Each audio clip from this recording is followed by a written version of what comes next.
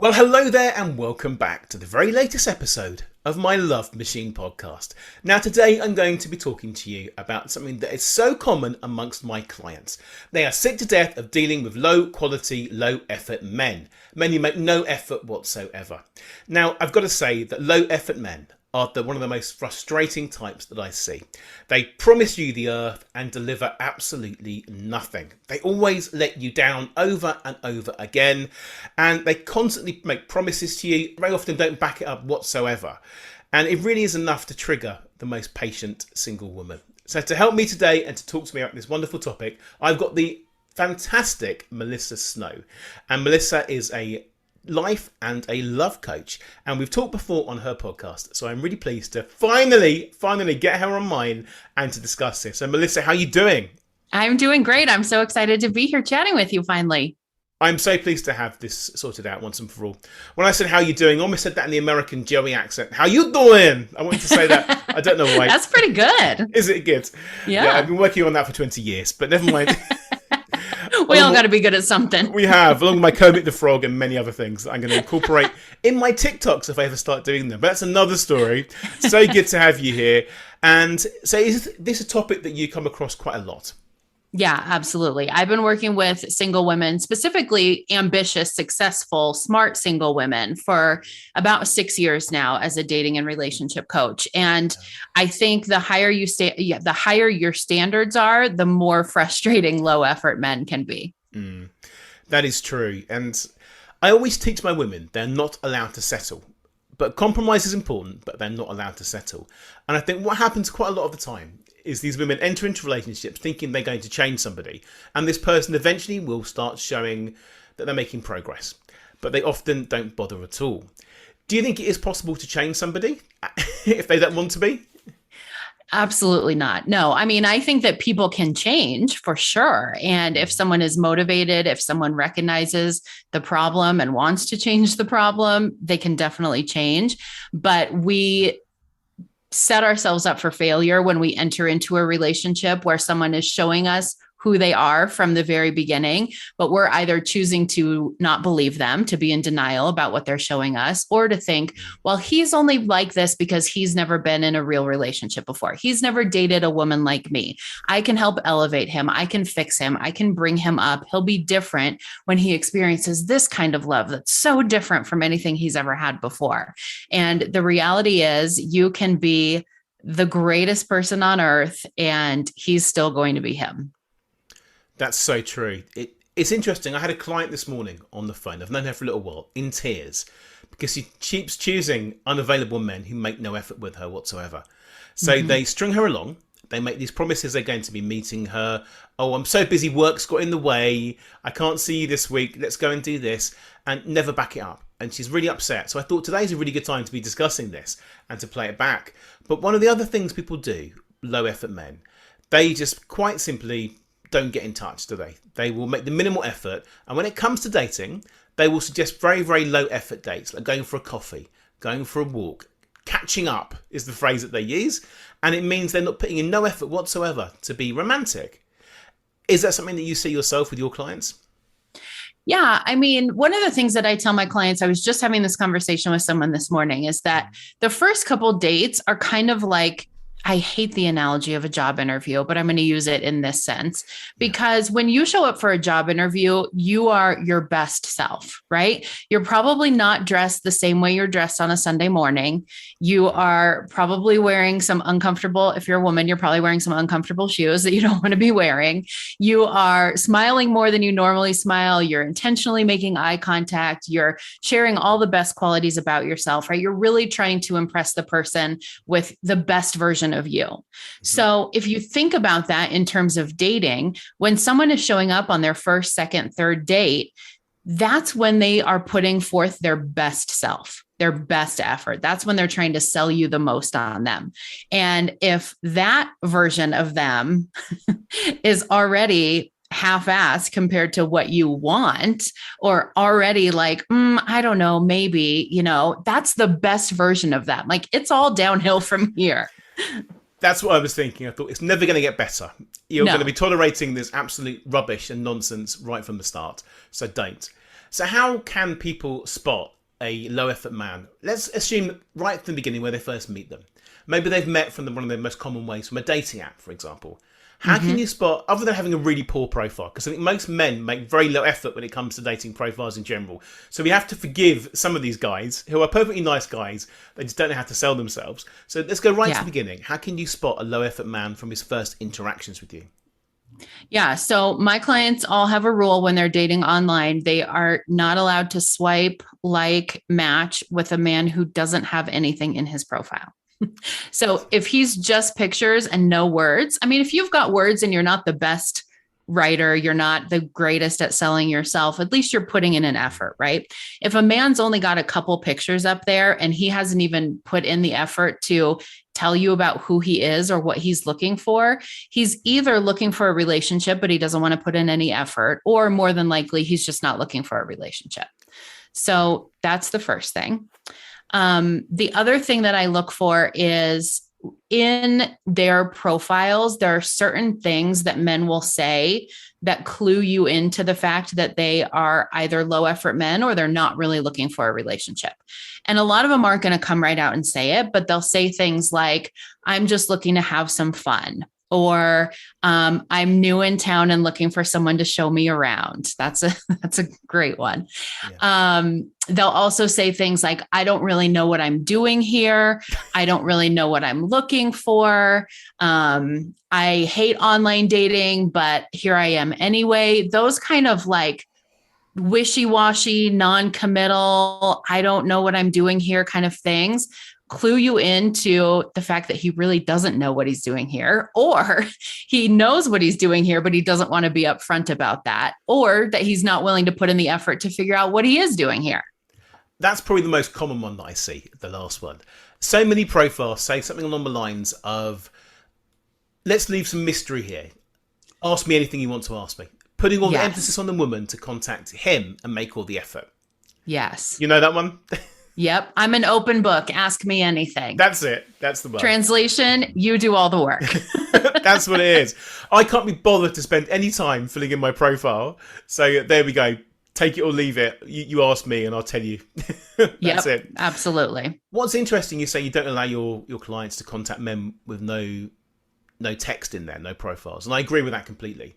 But the amount of women that I see, funnily enough, who have no real information in their profiles, because I work with men and women, and I was going through some profiles today with some guys, looking at women. Women just rely on hot pictures quite often.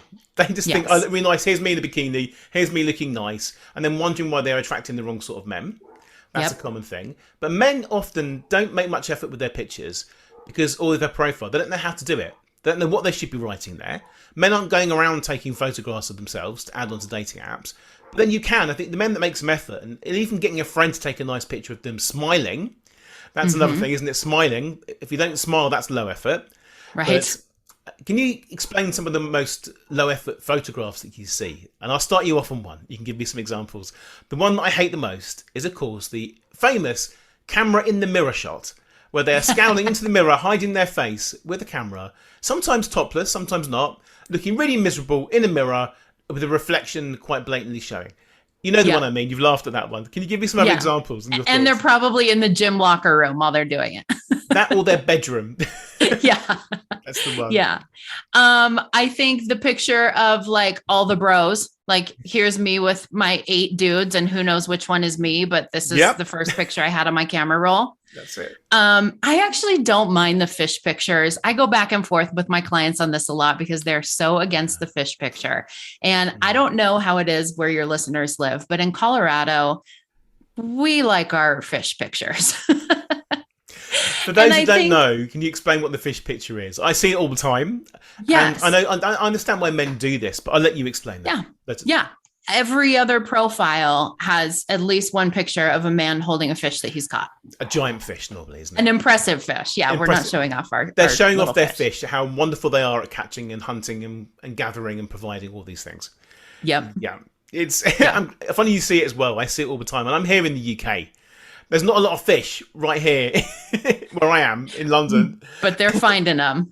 They're finding them and they're digging them out and they are using them to impress women. I think they might pass the same fish around. Like 10 dudes are out and they catch one fish and everybody takes a picture with the one fish. They probably are. I always thought it'd be a great business to have a dog rental business where you'd rent puppies out to people to take pictures in online dating. And I actually seriously thought about doing that as an April Fool's joke, but I realised you are misleading people. Maybe there's a market for dogs and for fish to have fish pictures. Maybe it is. Is the fish even a real fish? Is it a puppy? Is it a papier-mâché? Maybe that's a business for us. We can sell papier-mâché fish on eBay to try and attract women for the guys. Okay, that's a great one. Any other examples? Yeah, I see a lot where the person appears to not even know their picture is being taken. It's like, here's me from the side where I was doing some sort of activity and I didn't even know someone was taking my picture, but I'm putting it on my profile for some reason. So, I mean, I think any woman who has been on an online dating app knows the pictures that she's putting on that took some effort versus the pictures that she's just like, well, I found this in my camera roll. The other thing is, I always tell my clients, try to make sure that you're putting pictures on there that are no more than 6 months old. Mm-hmm. And I see that with men a lot too. It's like I'm scrolling through and I see 3 pictures of you that don't even look like the same person. So we've got one of you when you're 22, one of you when you're 40, and now you're 55. I've seen that this same week. I've seen that a couple of times. And their profile picture is them, even black and white pictures from the past. Yeah. Black and white pictures. How old is that? Why are they doing that? Why are they uploading pictures themselves? I don't understand that. There's no psychology I can work out to understand why someone would choose to do that. Other than I have no other pictures of myself in all my life, so I'm using one to show you how this is what I could be. This is how virile I once was. What do you think the reason is? Why do they do that? I think they're just not, I mean, maybe they just want to show how nicely they're aging, but I think they are just not willing to make the effort to get some new pictures. I just did an online dating challenge a couple of weeks ago with about 20 women, and I was talking to them about photos that they use on their apps. And I showed them, I was filling out something and they asked for a headshot for me. And all my headshots are kind of old. I don't look the same. I've cut my hair. I've lost weight. So I'm like, I need some new headshots. I set my phone up on the tripod, put it on portrait mode, took my own headshots. So I posted them in this group to tell these women, like, this literally took me 6 minutes. And look at what great photos I got. So there's really no excuse for you to be using the black and white picture from when you're 25, when you could put in 5 minutes of effort and get some recent pictures that would look decent. I work with a few photographers over here and in the UK, and I recommend it all the time, getting good pictures. But I think a lot of people are scared to get good pictures. First of all, they hate seeing pictures of themselves. I hate seeing pictures of myself. I have to do it as part of my job. It's an important part of what this is. So I have to put myself out there. But men come to me, and women, but men mainly at the moment, saying, I don't want to do it. I look really awful. Lockdown's not been kind to me. I don't want to do it. I think what they're really afraid of, and the reason they make little effort, is because they're scared they put themselves out there, make the effort, and they have good pictures and good profiles, and then they still get rejected and still not interested. It becomes much more personal. It's easy to say, well, I didn't get that job because I only wrote 2 lines in my CV. It's not personal, is it? Would you agree? Yes, absolutely. It takes a lot to put yourself out there.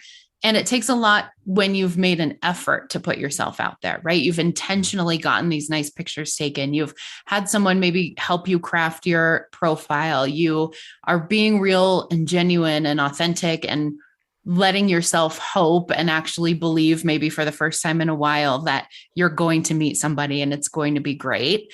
And then to do all of that and still not get the result that you want. It's like, I mean, I got an F because I didn't study for the test versus I studied my ass off and I still got an F. One feels much worse. It feels much worse, but what's more realistic? If you make the effort to really learn and to study and put the effort in, then the chances are you're boosting your opportunities by being as well prepared as you possibly can. My dad used to say to me all the time, he used to annoy me when I was younger, but it's true. He used to say, failure to prepare is preparation for failure. And that's actually an abridged version of a proper quote by somebody else, it turns out. But that's what he used to say to me. And it's true. If you don't make the effort and you don't bother, you are going to fail straight away. You're guaranteed. At least by making the effort and trying to do something, whether it's trying to write a nice profile, send a nice message, go on a nice first date, then at least you've got a chance. And the more chances you have, the more opportunity and the more likely you are to find a long-term relationship. Yeah. So it's so true, isn't it? So what about the actual interactions, the first messages that we see? How can you spot a low effort man from them? So a low effort man is generally the one that's sending, hey, How are what are you you? doing? How was your weekend? Do you have any plans this weekend? Yeah. I tell my clients to look for the messages from the men who have obviously read their profile. Hmm. That's someone who genuinely wants to get to know you, has seen something in your profile that makes him think, oh, there might be a connection here. This might be somebody that I want to get to know more. So when they're just sending those generic messages or the copy and paste messages, that have nothing personal in them, there may be 2 or 3 sentences that appear to be like, I'm really interested in getting to know you. There's a lot of things on your profile that I found intriguing. I was actually having a conversation with a man on an online dating app a couple of weeks ago because I'm on all of them. For yourself? And for my clients. For your clients, okay. I'm getting married in December, but I need to be able to see what they're seeing. So I log onto their profiles myself and go through them with them. That's what I do. So yeah, they're not my profiles, they're their profiles, and that works quite well. So I'm always engaging the same way. So carry on. Yeah. So I was actually having a conversation with somebody on one of these apps because he sent me one of these copy and pasted messages. I didn't respond because I don't respond. And then I got like 3 paragraphs back a couple days later about why doesn't anybody ever talk to me? And if you don't want to meet people, why are you on this app? So I wrote him back and I told him the truth. Women, especially high value women, we can spot these copy and paste messages a mile away. And if you're not getting responses, it's got nothing to do with you. It's this message. Because there's nothing in this message that tells me you are genuinely taking an interest in me or that you've put the effort in to look at my profile. Yeah, completely agree. I saw a profile this week on one of the websites and it shocked me because it was so awful. Along the lines that we've just said, the whole profile was that. It was saying, oh, why does no one ever respond to me? Don't bother contacting me if this. Don't bother messaging me if you're the sort of person that's going to start a conversation, disappear. Don't do this. Don't do that. It was the most negative profile I've seen in quite a while. So I blocked it for this lady. I don't want you to even engage because he'll see you viewed the profile. He'll come back and probably have a go at you for not contacting him. But I blocked it and then I unblocked it. I thought I'm going to use this as an example for a blog or for an Instagram reel. I'm going to talk about this just to explain. I couldn't find it. I couldn't get it back again. So I've asked Emma to find it for me just to show me again. Yeah. I think what is difficult, and this is not to say there's lots of men out there that aren't time wasters. There's lots of good guys out there as well. But they really struggle looking at women's profiles, how to start a conversation, because all they can say is, hi, how are you? Or make a comment on the profile. If there's nothing in the text or nothing engaging in the pictures, it's all her just looking nice. Then it's really, really difficult to think creatively. And if they're not going to get much of a response anyway, because there's more men on there than women, it's difficult. So they're looking at a picture and they're thinking 2 things. They're thinking, what can I say about this picture? And does she look nice? If they're attracted, they're going to say 1 or 2 things. You look nice, or where was that taken? There's very little in most people's pictures you can say to start conversations beyond those 2 things. Yeah.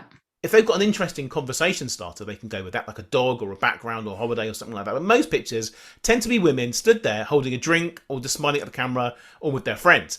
And when they're looking, this is what I'm saying to my clients now, try and be more creative. Make it easy for the men to contact you. Then it's more likely to get the ball rolling. If there's nothing in your profile, so I think, hey, how are you? And things like that. But women do that as well. Women send these messages out. They don't know how to interact with people. But again, if women are low effort, men don't really care. Oh, a hot woman's contacting me. Okay, fair enough. I'll see where that's going to go. But this is all about how to spot low effort men. I think a lot of men do this. They just find it really hard to start conversations. Luckily, I'm incredibly good at doing that. I've been doing this a long time. I'm sure you are as well. We can start conversations in the right way by picking things out in the backgrounds and the profiles, colours, make little jokes, things like that. So for us, it's easy. I think we can teach people that, can't we? Yeah, absolutely. And that's one of the things that I encourage my clients to do when they're creating their own online dating profile is have lots of points of have lots of entry points, right? Yes. A picture of you with your dog. Now they can ask you questions about your dog or put something in your profile about I hold 2 Guinness World Book records or something like that, so that the men easily have something to start a conversation with you about and switch them up from time to time, right? Because you're going to get really sick of, hey, what's your dog's name after about 2 weeks. Yeah, that's because, again, all they do, they think, how can I start a conversation? They can ask about the dog. You might get, what type of dog is that? You might get that one. What's your dog's name? And what I would say in that situation is, would your dog be upset or would the dog get jealous if I asked you out for a drink? That's one of my favourite lines. That works really well. So you'd be more playful with this. Okay, let's talk about how to spot a low effort guy on a first date. What sort of dates, other than maybe going for a walk or a coffee, what sort of low effort dates do men generally try and do? How do they go around that? Yeah. I mean, I personally am not anti coffee date on the first date, mostly because I think that that's such a broad entry point for the first date, right? We haven't quite narrowed it down yet. All we've decided is that I like you enough in these messages to see if I like you in person. Mm-hmm. So the coffee date kind of I tell my clients to have kind of an upgrade and a downgrade plan. Like, if this date is going horribly, how are we going to get out in a half hour? And if it's going great, how am I going to make it last the rest of the afternoon? So I like coffee dates for that reason. And I think it can get exhausting to go on dinner dates over and over again with men who are not that interesting. But I think a lot more of it is what's happening on the date than what is the actual date itself. Okay. Are they actually making an effort to get to know you? Are you just an audience for them to share everything that nobody ever wanted to know about themselves? Are they just trying to get attention and affirmation and, flirt and make these sexual comments? Like, all of those things happening in the conversation are going to clue you into whether they are a low effort man or not. And if they are making an effort, what are they making the effort for? Is it because they want to get you into bed? Is it because they want you to feed their ego? Or is it because they actually want to have a relationship? I completely agree with you. And also how they're dressed as well. You can tell straight away if they've made no effort, they're wearing just a t-shirt. I'm wearing a t-shirt now, but it's hot weather here in the UK, and that's my excuse. No one can see this, hopefully. Right, and this is not a first date. You're not trying to impress me. I'm not trying to impress you.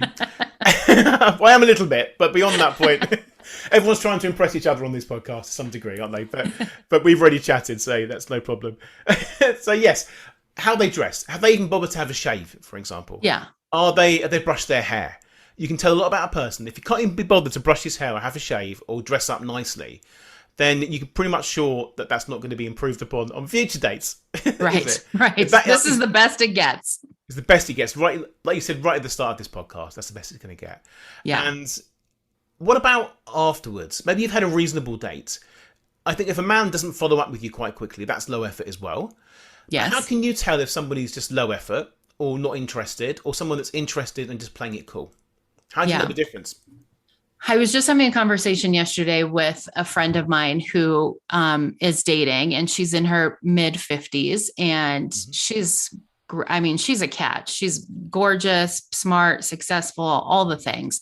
And she is very turned off when she goes on a date with a man and he doesn't text her to make sure that she made it home okay. I mean, she lives in kind of a small town, so most of the places she's dating are 20, 30 minutes out. And, she was like, my friends are telling me that I'm being too picky, that I'm making too big of a deal of this. I actually don't think that's true. I think the message after you've gotten home of like, hey, just want to make sure that you got home okay. Hey, just want to let you know that I had a great time. I'm looking forward to seeing you again.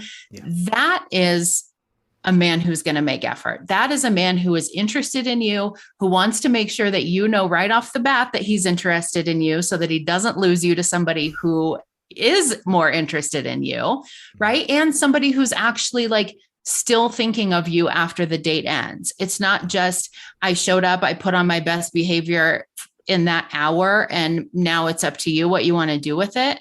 He's actually making the effort to make sure that he's going to get to see you again. So the men that you are going on dates with and then not hearing from for the rest of that day, not hearing from the next morning, those are either men who aren't interested or men who aren't interested in making effort. Completely agree. I always tell my gentlemen to reach out to them or tell them to tell you they got home safely in the first place. Yeah. And the reason I do this is because my wife sent that to me 11 years ago. Not 11 years, 15 years ago. We got married 11 years ago, 15. She messaged me right after. I might have asked her to do this. I was the one that travelled to her. I got home. Before I even got home, she texted me saying, I hope you got home safely and I want to see you again, pretty much. It was a nice message. I won't give you all the details. I thought, this woman's interested. Great. And after that, I knew I had a really good feeling about the whole thing and I knew it was going to go well. I cut off all the other options that I had at the time with women. I thought, I'm going to see what happens. Yeah. Because I thought I'm going to give this a go. So I think always be respectful to anybody. Even if you didn't have that much of a great date, then thank them anyway, as long as they made some effort for you.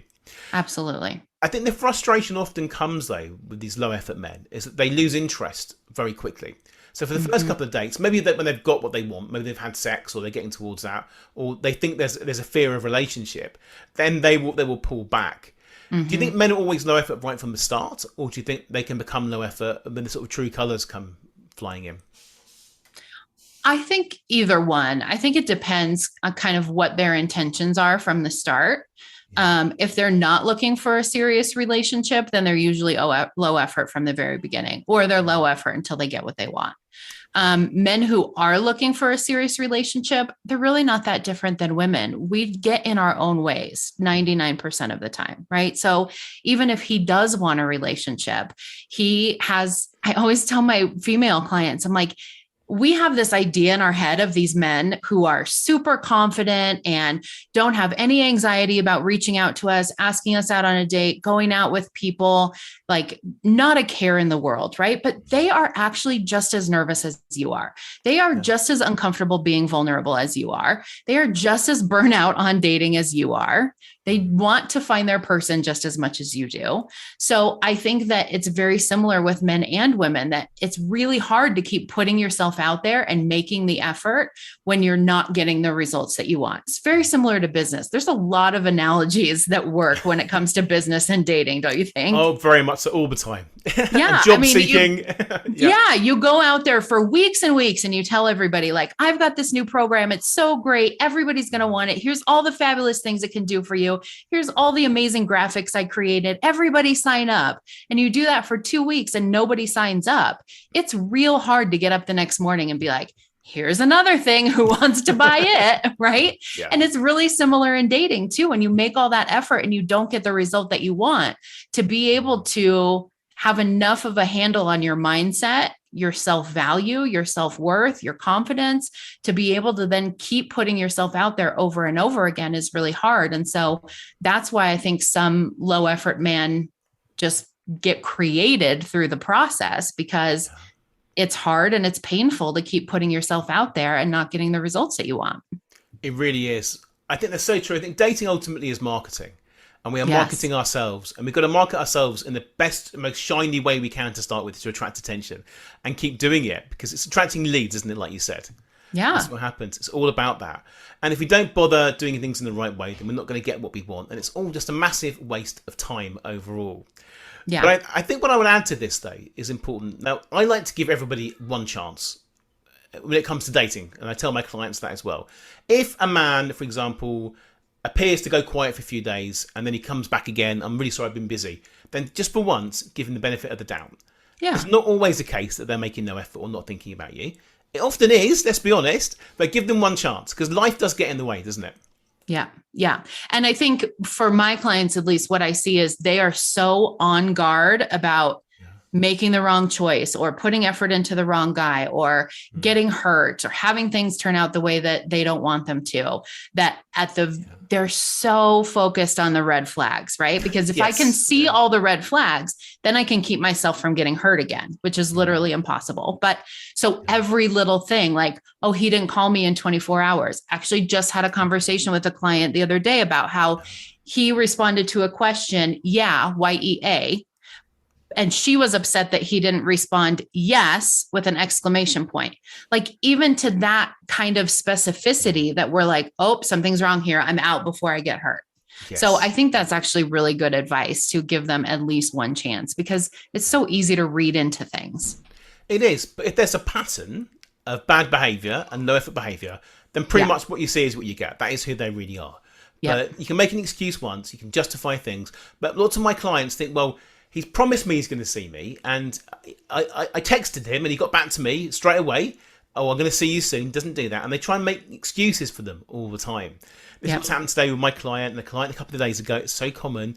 If you're having to make excuses for people in your head and trying to justify or even overanalyze their overall behaviour to any great degree, get out, move on, find someone that deserves your time. That's it. Yeah. There's a quote that goes around social media every now and then that says, if he wanted to, he would. Which is 100% true. That's exactly what it is. And it reminds me of the book. he's just not that into you. That's what it is. Remember that one? It's famous, but every chapter, it's not into you. Just as simple as that, really. That's not necessarily rejection of you. They're not at the stage of their life when they want to enter into a relationship. And not everyone's ready for that at any one time. They might claim to be and going through the motions of that, but not everyone's ready. And I think men are generally quite clueless to some degree when it comes to this. They don't really know how to deal with things and emotions and all these things, and it can confuse them. So give them a chance. But ultimately, if someone's making no effort on a continued basis and you're the one doing all the work, then it's a good idea just to get out. Yes. And one more quick question for you related to this. I know I have to wrap up very, very soon, but I work with many different dating agencies, and they will connect someone, they'll get a match, and the agency will say, well, okay, you've got a match, the gentleman will call you soon. And they get the phone call, and then the man will say to them, looking forward to meeting you. What would you like to do on the first date? What would you like to do? And then you can smile and they understand. So women get annoyed by that. And they think he's making no effort. He's putting it all onto me. No matter how successful I am, I want a man to take charge. And I have an answer for this. But I want to hear what you think about this before I give my answer. Because that's how this podcast works, isn't it? That's a great question. I think I would wonder about how the conversation had gone up to that point, right? Like, had he made an effort to get to know those things before asking that question, like asking her what kind of food she likes, what does she like to do, what are her hobbies, what does she find funny or entertaining or things like that. There are other ways to make sure that a woman is going to enjoy the date that you're taking her on without asking her to plan it. Yes. And lots of women are used to planning their own lives. When it comes down to it, they want a guy to take charge.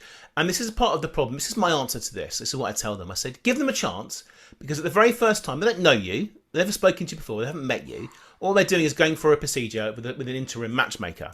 Or it could be a friend. Maybe a friend set you up on the whole date in this situation. All they want to do is make sure you feel comfortable and you feel safe on a first date. So asking you what you'd like to do is giving you the power to say, I'd like to do this in this area, and they're going to agree to it.